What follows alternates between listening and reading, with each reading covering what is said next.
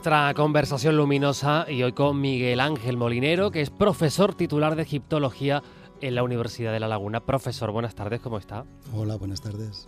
Gracias por acompañarnos. ¿Por qué ha elegido esta canción para abrir este Alone Again? Bueno, si el programa es luminoso, un grupo que se llama Love, Amor, pues era una buena forma de empezar. Y además para mí me recordaba mi juventud, en realidad las canciones que me habéis pedido, buena parte, bueno, una de ellas, algunas de ellas me recuerdan eso, mi juventud. Bueno, pues haremos este recorrido de la mano a través de la radio. No le voy a pedir la juventud exactamente, pero igual sí la infancia, porque cuando de pequeño le preguntaban qué quería ser de mayor, ¿qué respondía? Arquitecto. Bueno, mis padres me habían intentado dirigir en otra dirección, pero en determinado momento pensé, me gustaba historia, decía que quería ser historiador, pero luego me convencieron que fuera arquitecto y la verdad es que me gustaba mucho la idea. Pero en el momento de decidir, pues lo que están haciendo ahora los alumnos de los institutos en la Universidad de La Laguna, en los días del día de puertas abiertas, yo decidí que no, que me cambiaba historia y que quería ser arqueólogo porque había visto unas excavaciones arqueológicas en ese verano y decidí que aquello era lo mío, que no quería construir edificios, quería saber cómo los habían construido los otros. Casi un impulso, diríamos. Sí, bueno, en realidad me gustaba la historia desde que era pequeño, mucho. Lo que pasa es que, como todo el mundo, siempre te dicen, con esto no tienes futuro, dedícate a otra cosa, y la arquitectura era algo que me parecía muy bonito. A partir de ahí, de ese tirar del hilo, estudia historia. Efectivamente. ¿Y la egiptología cómo llega? Pues una vez que empecé a estudiar historia, una visita al Museo Arqueológico Nacional me dejó impresionado porque habíamos visto en las clases de historia de Egipto que una ciudad llamada Heracleópolis había sido capital de Egipto, y cuando entré al Museo Arqueológico Nacional me encontré con que había un grupo de arqueólogos españoles que estaban excavando esa ciudad. Y dije, caramba, están excavando la capital de Egipto, no me importaría participar a mí también. Y es lo que ya me terminó un poco por decidir el impacto que me supuso ver aquella exposición del Museo Arqueológico, por coger esa especialidad. ¿Cómo es el proceso de formación hasta llegar a un punto como ese? Porque entiendo que la formación, la parte teórica es muy, muy relevante, pero hay también una parte práctica. ¿O no siempre? ¿O cómo funciona? Porque Bueno, entiendo que cuando uno entra con esa vocación, uno siempre quiere estar en la tierra, ¿no? Y tocar, y tratar de hacer alguna excavación. ¿O eso no estaba ahí? sí, porque yo partí de que ya me había gustado mucho la arqueología y entonces intenté dirigir siempre mi futuro profesional, si alguna vez realmente existía, en dirección de la arqueología. Como estudiamos una civilización entera, hay muchos egiptólogos que nunca han excavado porque se dedican solo a estudiar los textos, a estudiar literatura, a estudiar la religión, pero sin excavarla, sin llegar a Egipto para excavar a partir de la información que tenemos en fuentes textuales o en los objetos de los museos. En mi caso me gustaba, me atraía siempre la excavación desde el primer verano, cuando empecé a estudiar historia, busqué dónde excavar, y empecé a hacer excavaciones arqueológicas como colaborador, y entonces ya a partir de ahí dirigí mis pasos hacia una egiptología arqueológica. ¿Qué tiene Egipto, más allá de lo evidente, para generar tanta expectación y tanta fascinación, profesor? ¿Qué tiene? Bueno, a mí me gusta el paisaje, me gusta la arquitectura. Hay otras personas a las que les atrae la forma tan particular de los relieves del arte, esa forma extraña de representar al ser humano, que además parece siempre... Ellos buscaban la eternidad de alguna manera, buscaban formas fijas que quedaran permanentemente, tanto físicamente como hasta intelectualmente, y eso se transmite a través de su arte, a través de sus imágenes, y eso influye, yo creo, mucho en la gente. También ha influido mucho, a mí no me gustan, pero también ha influido mucho las momias, la atracción que se tiene por ver realmente el rostro de las personas. Y yo digo que no me atrae mucho, pero había visto las momias reales en alguna ocasión, hacía años, y ahora están en un nuevo museo Me parece que la instalación es magnífica y a mí me impresionó hace 3 años que volví a ver las momias reales, ver el rostro de los personajes de los que yo hablo cuando doy las clases. Ver realmente decir, esta es la cara de Hatshepsut, realmente es impresionante. Las pirámides, por ejemplo, también son uno de esos elementos que a todos nos fascinan. Quizá, no sé si está de acuerdo conmigo, el primer contacto que en general solemos tener igual en la escuela con Egipto. Sí, bueno, en mi caso el primero fue con Asterix y Cleopatra, pero sí, lo que pasa es que las pirámides cuando estás cerca de ellas son más un impacto intelectual que visual. De cerca no impactan tanto y bastante gente se siente un poco decepcionada cuando las ve porque son muy altas, pero en realidad es una superficie que se aleja y entonces cuando estás a su pie no ves lo voluminosas que son. No es tan impresionante. Son más impactantes desde cierta distancia que exactamente al lado. Y el monumento que a mí más me ha impresionado y realmente me quedé sin respiración fue Abu Simbel. Un templo que está en Nubia, seguramente han tenido que oír hablar de él porque fue desmontado, se cerró, literalmente cerraron la montaña para desmontarla y volver a montarla fuera al alcance de las aguas cuando se construyó la presa de Asuán hace ya ahora unos 70 años. Y entrar en Abu Simbel realmente me dejó impresionado. No me imaginaba que pudiese tener un interior tan alto, que estuviera todo esculpido en el interior y que todo aquello además lo hubiesen desplazado para que siguiera existiendo lejos de la inundación. Esas acciones, esas intervenciones, la magnitud también de las propias pirámides, ¿qué hablan, qué dicen de la propia civilización egipcia? Porque esto también genera muchas teorías y cómo fue posible y bueno, pues todos asombrados, ¿no? por esa magnitud, esa capacidad también para esos planteamientos que hoy por hoy nos siguen conmoviendo, nos siguen dejando sin respiración o prácticamente haciéndonos sentir hasta escalofríos, ¿no? Cuando estamos ante ciertos monumentos. ¿Qué dice todo esto de cómo eran? Yo creo que nos dicen que eran muy humanos. Seguramente hay mucha gente que piensa en otros planteamientos y otras explicaciones. Todos los seres humanos creo que tenemos la idea de que de alguna manera ser capaces de superar la vida humana, nuestra duración limitada, y en este caso había individuos que tuvieron tanto poder sobre los demás que les permitió idear una manera de pervivir y poner a una cantidad enorme de población al servicio de su idea de que ellos fueran a pervivir. Y naturalmente luego había toda una explicación, se creó una explicación religiosa. Los reyes, una vez enterrados en las pirámides, se convertían en dioses y proporcionaban la fertilidad al país desde el más allá.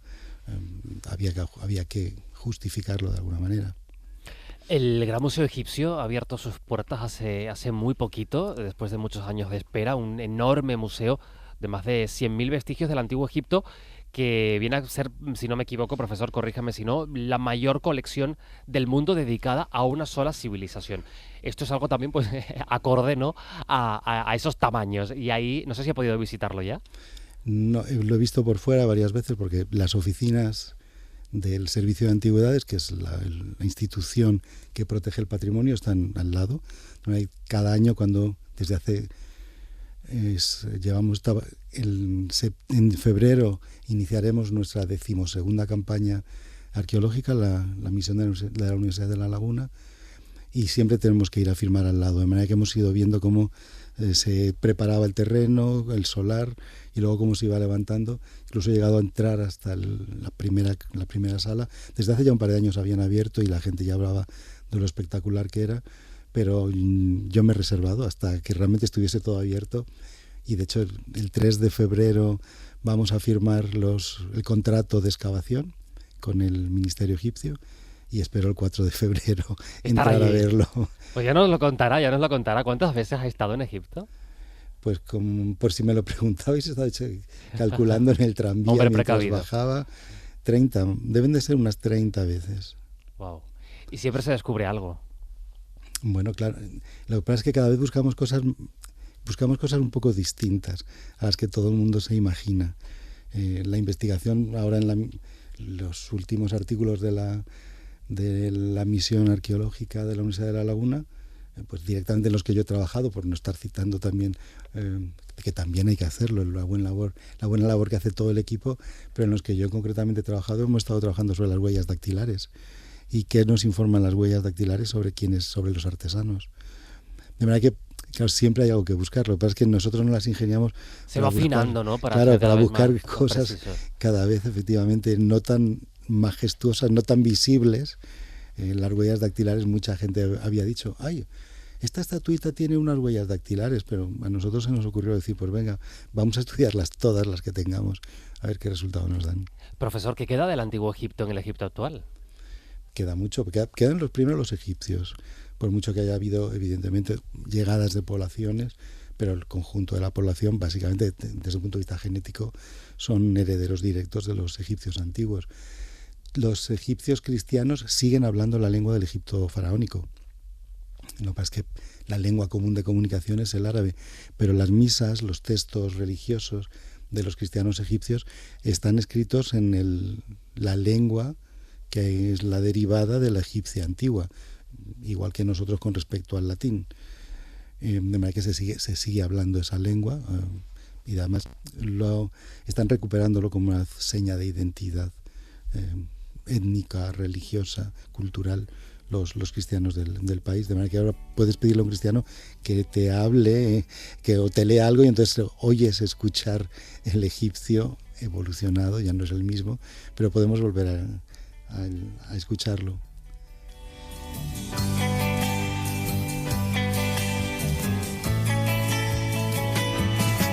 Para ti que estás de moros esta noche, te descubres los secretos de tu cuerpo, que sonrojas tu nariz casi queriendo. Para ti, esta canción de Paraíso, ¿esto también le lleva a la adolescencia? Bueno, un poquito después tuve que abandonar la movida madrileña para poder irme a estudiar egiptología a París, con lo que en realidad es casi aquello que me perdí. Luego siguieron hablándome de lo que se divertía la gente, pero yo estaba ya en la facultad en París estudiando egiptología. Pero bueno, efectivamente me recuerdan no a la adolescencia, pero sí esos años. Me ha llamado la atención que Egipto permita tantas excavaciones de otros lugares, que se puede, de otros países que vayan. ¿Esto tiene alguna explicación? Bueno, hay una tradición, desgraciadamente, la egiptología occidental, bueno, la egiptología occidental es la que inició la egiptología académica, y mucho más rápido que el interés de los propios egipcios por ese pasado que también se estaba desarrollando, y llegado a determinado momento los egiptólogos occidentales impidieron que se desarrollara la egiptología egipcia. Entonces hay una época que para algunos autores es la época dorada de la egiptología, porque es cuando se descubrieron los grandes objetos, pero que para los egiptólogos egipcios es una época triste porque no se dejó que se desarrollara la egiptología en el país hasta el descubrimiento de Tutankamón. Ahí es donde tomaron las riendas y dijeron, de aquí no sale nada, y a partir de ahora el servicio de antigüedades lo vamos a dirigir nosotros.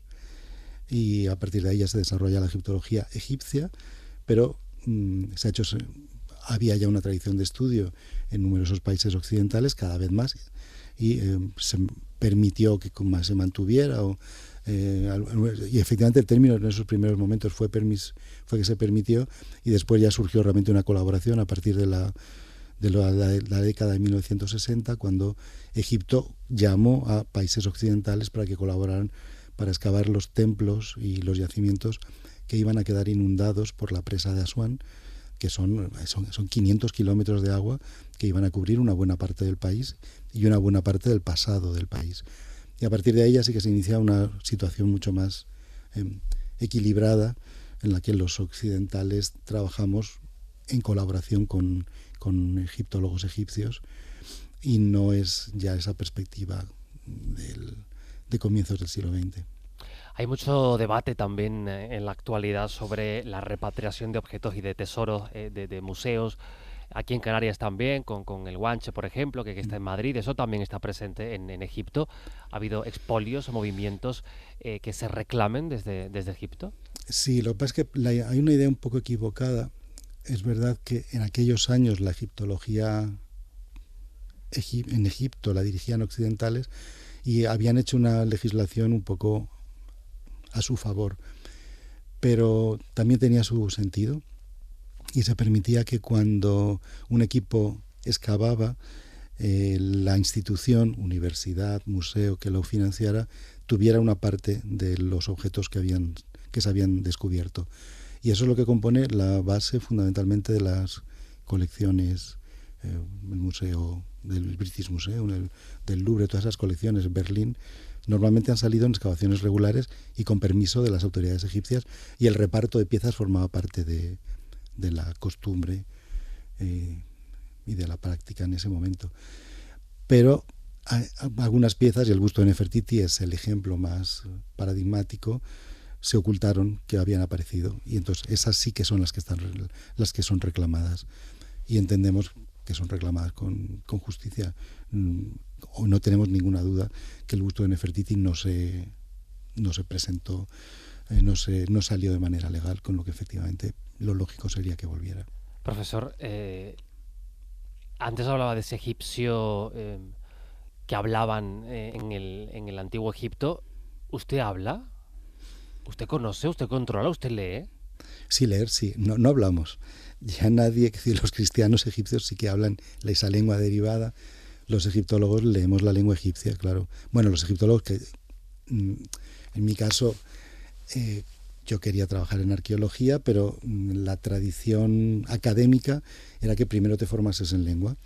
Y de hecho, durante muchos años he trabajado como epigrafista, es decir, como el especialista que va a un yacimiento arqueológico y lo que hace es leer los textos que salen en la excavación. Y sí, claro, leemos, y en la Universidad de La Laguna tenemos clases de lengua egipcia. Profesor, nos pregunta un oyente, Ángel, al WhatsApp de la radio, al 628-515151. Me gustaría saber qué opina el invitado del templo de Debod, que está en Madrid, y de su inexistente proyecto de conservación.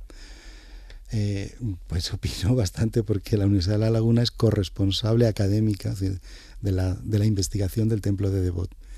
De manera que pues estoy bastante implicado y es espantoso. Yo estoy de acuerdo con la pregunta que nos ha hecho el templo. España firmó un contrato con Egipto que recibíamos el templo a cambio de que quedase protegido en un edificio, y eso nunca se llegó a hacer. De manera que estamos realmente incumpliendo el contrato con el gobierno egipcio y debería estar protegido. ¿Y hay alguna, no sé, de alguna manera esto se puede poner remedio en el corto plazo? Pues es un tesoro. Sí, claro, pero pertenece al Ayuntamiento de Madrid, es el Ayuntamiento de Madrid quien tiene que decidir, salvo que el gobierno egipcio decidiese tomárselo mucho más en serio. ¿Podría? Hace 4 años, justo antes de la pandemia, un egiptólogo egipcio de prestigio pasó por Madrid e inició una reclamación para que o el ayuntamiento lo cubría o Egipto lo reclamaba. Y realmente se empezó a trabajar en esa dirección, pero vino la pandemia y todo se paralizó. Y no sabemos en qué punto está ahora mismo. Sí, sabemos en qué está. El ayuntamiento no quiere por nada del mundo cubrirlo porque dicen que es un atardecer muy bonito. Pero mi respuesta siempre es un poco la misma. El Guggenheim no existía, se creó el Guggenheim y ahora también produce una vista maravillosa de la ría de Bilbao. Produzcamos un museo, un edificio que proteja el templo de Debod, que sea maravilloso, no tiene por qué ser de arquitectura egipcia, y eso seguirá atrayendo a los turistas, y que dentro esté el templo de Debod y que esté al mismo tiempo ya acompañado por un discurso museográfico, por una serie de piezas, de vídeos, de paneles que expliquen por qué está ahí y la historia del edificio. Profesor, que es muy bonita además. Por supuesto, pero es verdad que cuando uno va por allí, o las veces que yo he estado, a veces da la sensación de, o a mí por lo menos así, me falta información. Es que hay que pasar. Es que no se saca todo el provecho y todo el contexto tan relevante que se podría con el tesoro que significa y el tesoro que es el templo de Debod. Claro, es que la información está limitada a la terraza, claro, porque es el único espacio expositivo que tiene el propio edificio. Si estuviese cubierto, se podría realmente rodear de todo un discurso, porque es que además en Madrid también no pertenece, en este caso, al Ministerio, pero hay una colección de objetos que proceden de Nubia, de las mismas excavaciones por las que se concedió a España el templo, de manera que podrían estar expuestas y acompañar el templo. Profesor, le voy a presentar a Víctor Reyes. Víctor, ¿qué tal? Buenas tardes de nuevo. ¿Qué tal? Buenas tardes. Hola, profesor. Porque le vamos a hacer un pequeño examen. Oiga.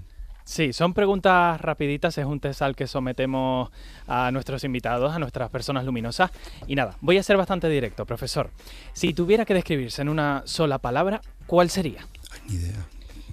¿No sabe? No se me ocurriría. Egiptólogo, por ejemplo, ¿no? No. Bueno, ya que me habéis hecho pensar en música, habría pensado alguien a quien le atrae la música. Bueno, está bien. Más preguntas. ¿Qué es lo primero que hace cuando se despierta usted por la mañana? Un profesor de egiptología. Si es un día de la semana normal, mirar el correo electrónico y estar un rato contestando correos. Bueno, eso nos pasa a los periodistas también, así que lo entendemos. Y lo último que hace usted antes de irse a dormir. Lavarme los dientes como cualquiera. Bueno. Práctico. Buena Hay rutina. mucha gente que le da la poesía y empieza como a otros ejercicios antes. Pues práctico, pues claro que sí. Bueno, desconecto de la egiptología un rato antes, ¿eh? No puede ser todo egiptología. Bueno, profesor, las preguntas siguientes, que van a ser dos muy breves, las va a hacer la inteligencia artificial. Se la presento. Ella es Adaya. Hola, Miguel Ángel. ¿Listo para unas preguntas rápidas? Sí. La construcción de las pirámides sigue siendo un tema de debate incluso entre expertos. ¿Qué nos puede decir la egiptología actual sobre cómo se construyeron realmente? Debe ser rápido, ¿eh? Yo creo que la pregunta da para mucho, pero... La construyeron trabajadores egipcios cuya ciudad se está excavando y sabemos exactamente cómo vivían, qué comían y hasta cuántos eran por cada barracón. ¿Cuántos dormían en cada barracón? Muchas personas piensan en momias y faraones, pero ¿qué aspectos de la vida cotidiana del antiguo Egipto crees que son menos conocidos e igual de fascinantes? Bueno, yo contestaría con la investigación de la misión de la Universidad de La Laguna. Las huellas dactilares que hemos estado estudiando es de mujeres jóvenes que se encargaban de la alfarería. Eran alfareras. Nos dan mucha información esas huellas dactilares. Pues mira, oye, nos quedamos con ese dato, que no todos son faraones y momias en el antiguo Egipto. Claro. Pues profesor, aquí quedan las preguntas de Adaya. Muchas gracias, yo le doy muy buena nota en este test. Muchas gracias. Y nos vamos a quedar con una tercera canción de nuestro invitado.